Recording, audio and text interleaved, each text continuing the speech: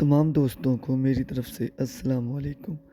آج میں آپ کی خدمت میں ایک پنجم کلاس کی ہونہار طالبہ کی اردو تقریر شیئر کر رہا ہوں۔ امید کرتا ہوں تمام لوگ اس کو پسند کریں گے اور لائک کریں گے۔ شکریہ۔ نحمدہ و نصلی علی رسولہ کریم، اما بعد فاعوذ باللہ من الشیطان الرجیم، بسم اللہ الرحمن الرحیم۔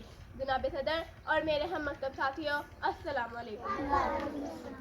آج مجھے جس موضوع پر گفتگو کرنا ہے وہ حرفوں کو جوڑ کر لفظوں کی زنجیر میں پرو کر اگر آپ کے سامنے پیش کروں تو وہ کچھ یوں بنتا ہے: وہ بجلی کا کرتا تھا یا سوت ہادی، وہ بجلی کا کرتا تھا یا سوت ہادی، عرب کی زبی جس نے ساری ملا دی، نئی ایک لگن سب کے دل میں جگا دی اور ایک آن میں سوئی بستی جگا دی۔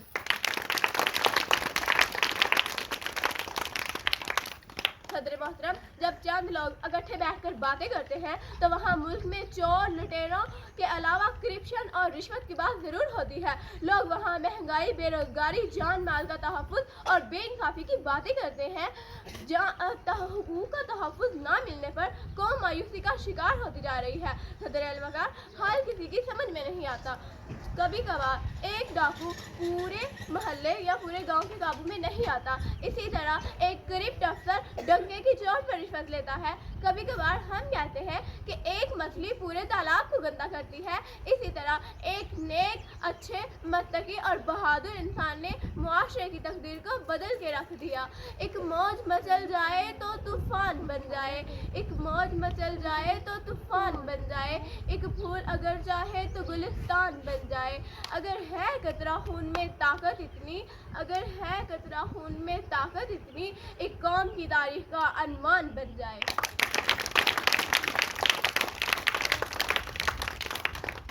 وہ اچھا انسان کون ہے، کہاں سے آئے گا اور کب پیدا ہوگا؟ ہزاروں سال نرگس اپنی بے نوری پہ روتی ہے، ہزاروں سال نرگس اپنی بے نوری پہ روتی ہے، بڑی مشکل سے ہوتا ہے چمن میں دلاور پیدا۔